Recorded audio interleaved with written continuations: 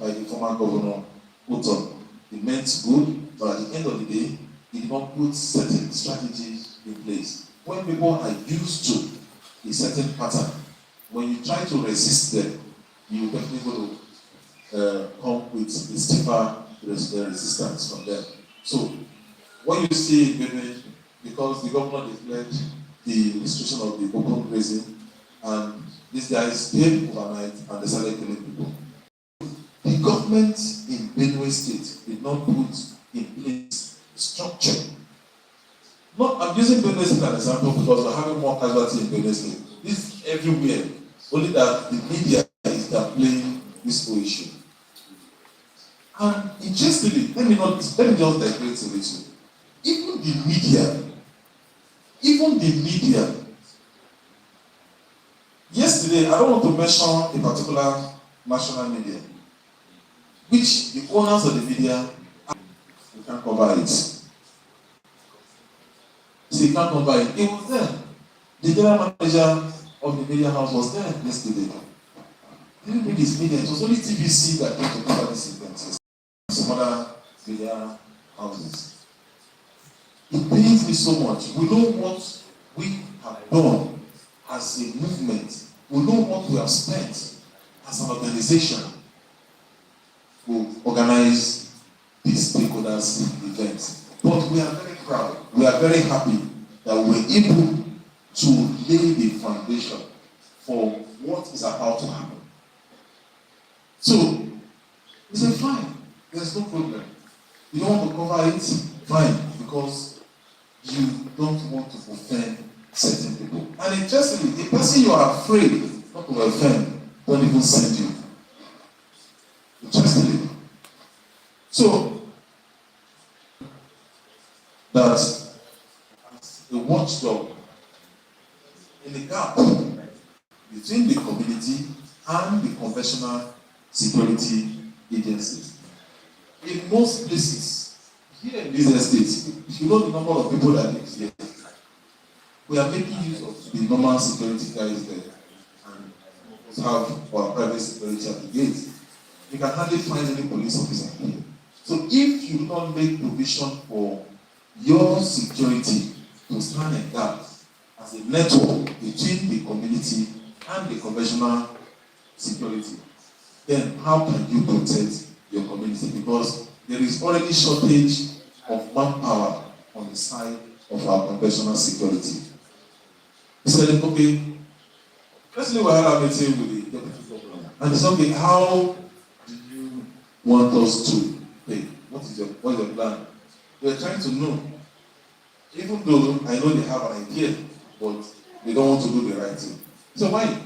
If you have a viable local communities, you have a viable local government, whereby people can now be more comfortable in their communities. People can do their business in their communities.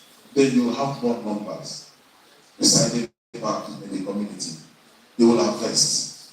And primary government administration is to establish more markets and regulate the market, right? The local market. And they also collect and receive tax. They also carry out some other developmental activities in the local government. So, if you have more people residing in community, doing their business, they push, just like Peter Obi said, they push the farmlands. There are areas where the real products, the real activities happen in every nation. You don't abandon the bush for criminals. No. It is the bush. It is the farmland. These are the critical areas where things should begin to happen. So, if you now have complete restriction of movement of cattle, it therefore means that if you are moving your cattle from here, the entrance gate of the Sun City, it means that you have to put your cattle in the vehicle and take it to Sun City. It's going to be as strict as that. You understand? So, it therefore means that you have more people residing in your local government, in your community, You have people now want to develop and invest in the community.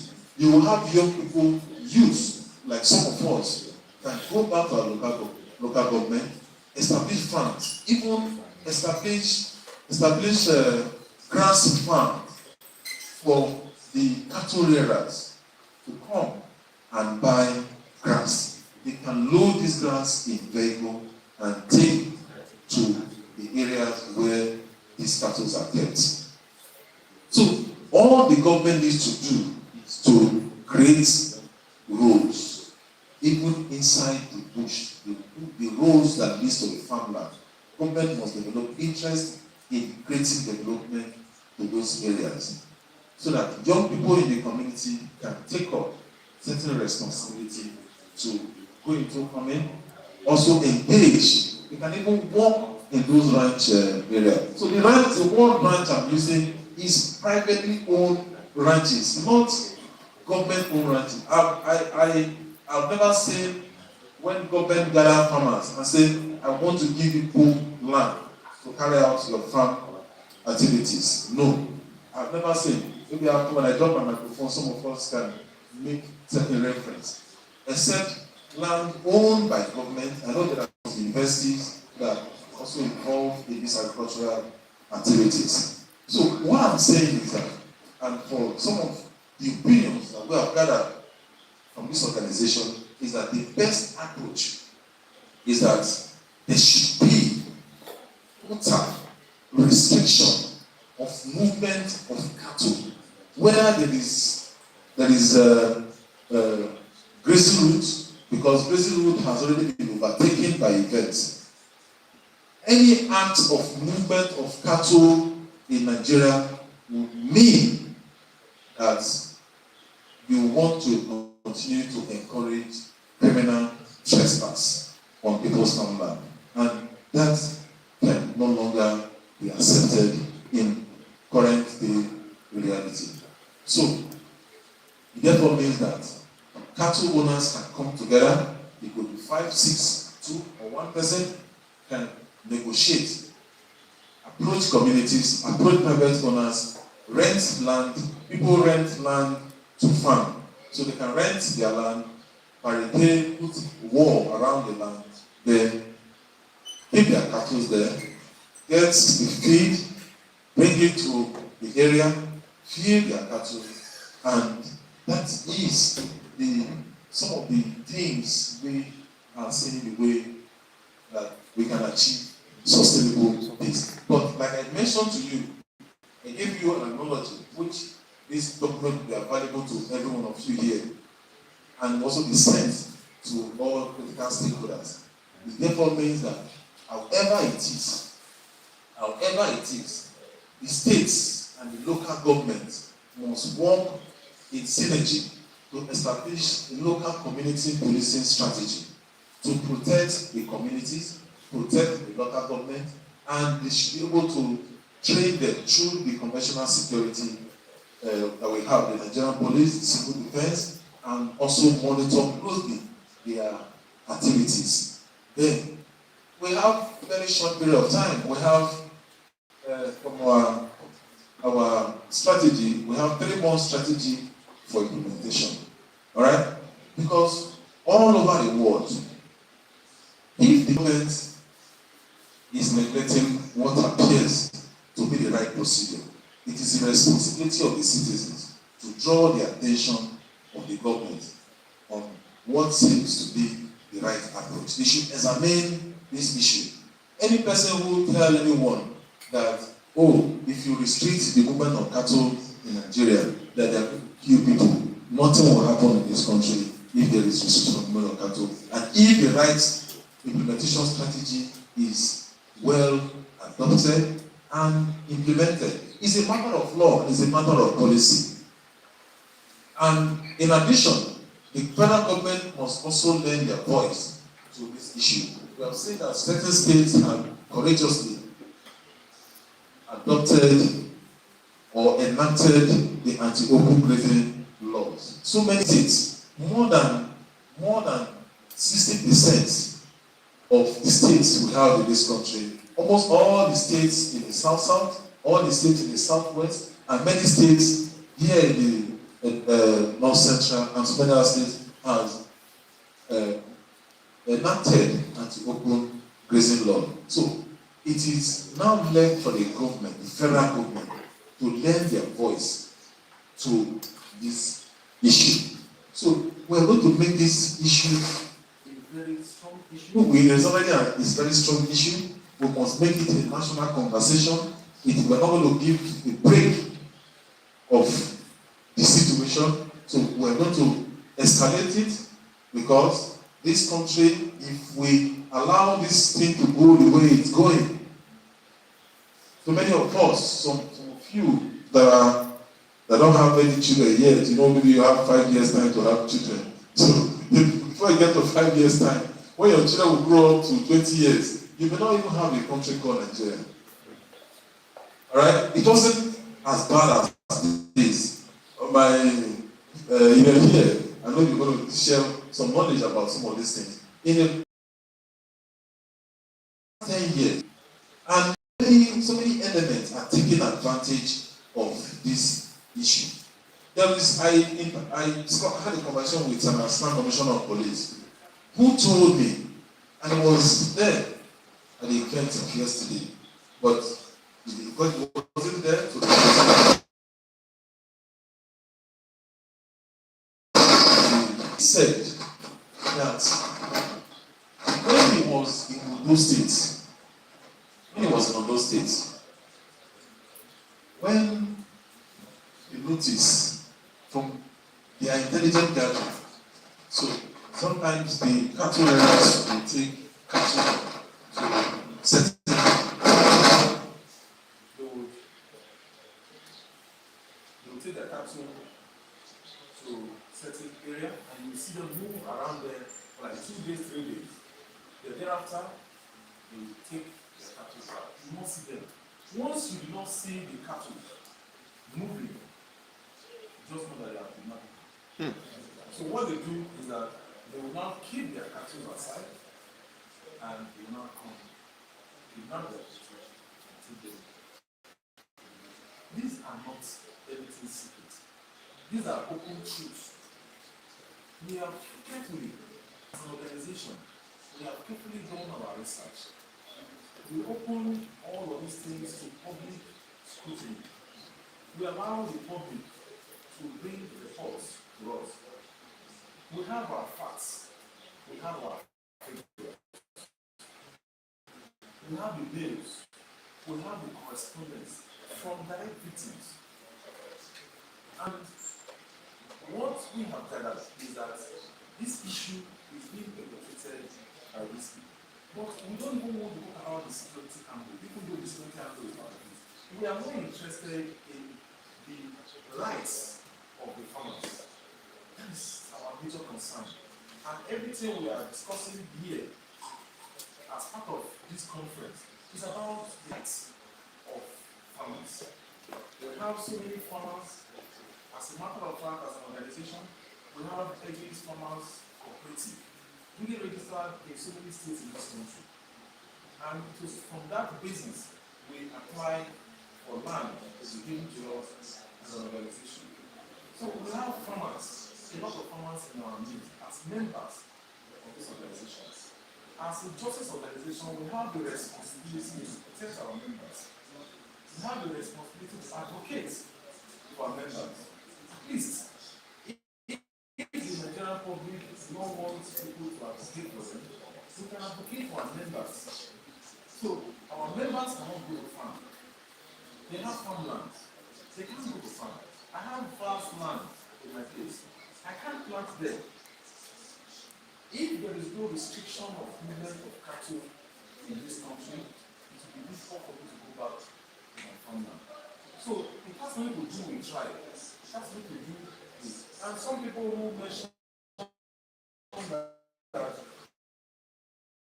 the people behind, I went to Armed Forces Radio the other day, and before I commenced my interview, the military lady came to me and said, "You know, this now is a very sensitive issue. So please, you can play your tune." I said I can downplay the tone at the beginning of the conversation, but I may not be able to control my tone in the middle and the end of the conversation. So as the conversation went on, she called for a break. She called for a break on that day. And people who even call into the radio now support what we are doing. So how can we have a nation that somebody will tell us that people that are involved in cattle, they are elites, they are big men, they are rich people, and all of those things. And from my own knowledge about the word elites, if elites are defined by the level of education, then it therefore means that somebody who is educated should have a better knowledge.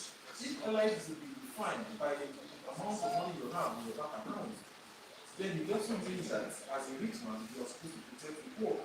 But if it is defined by the combination, you get something that there is a high level of responsibility on the part of the elite. So if you have people who are cattle rearers, there are people like Dangote, who is known to be the richest man in Africa. We have people like the $10. We have to we have people who establish banks in this country. Tell me one person that owns cattle that is richer than Dangote, or richer than those people who establish banks, who establish $1 billion investment in this country. So, you should tell me that. Nobody should tell me that the richest people we have in this country are cattle rearers. No, I beg to disagree. No, we are operating from the point of ignorance.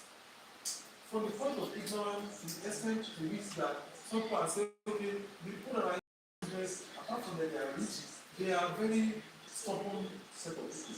I don't believe so. I don't believe that they are stubborn people. I want to believe that this aspect are going to be fully regulated. That's why we are having all these things happening around us. If it is fully regulated, whereby the government will come, whether they will sort our president announced that they now want to employ forest guys. People who are older than 40 will have knowledge about forest guys. Used to be people that protect the forest. How does forest guys have to do with protecting? If you have forest guys, are they going to be in all the farmland in this country? The Kwara State Commissioner for Livestock is a comrade. He wanted to be in this program. He said he's going to come to this program. A few days before the conference, I think 2 days before the conference, his village was attacked. But when he called, he was crying. Commissioner for Livestock. He said these guys came and they killed more than 40 persons, 60 persons in his community. Who are those people? Cattle rearers. And everybody is afraid. So, forest guys is good, but forest guys should come to implement a policy. Forest guys should come to implement a policy to protect the farmers, the farmland, a policy to restrict the movement of cattle, so that everybody will know that if you are doing your business in this country, you should have certain responsibility. You can't have your cattle, then you take them to graze free, then you come and sell it for 1.5 billion, 1.4 million, 1.2 billion for Nigerians. It doesn't make sense to me. I don't know. So, but before we go into the main events today, we have a couple of activities, but we're going to close, trust me, as we started now, the next few minutes or 1 hour we should be done, and we'll have the refreshment. But let us have this, let's listen to ourselves once more, and let us also know the actually what to do. But for us as an organization, we have met to protect our people. We have met, there are so many strategies that are valuable to us. We have the legal remedies, we can go to court, yes. We have other remedies such as advocacy. Nobody can seal our mouth. We have our media outlets. So we have our voices across the various campuses in this country. So we are going to raise high level of voice in this issue. And this madness really must stop. It must stop, not just one our time, it must stop as quickly as possible. Thank you very much, everyone, for coming.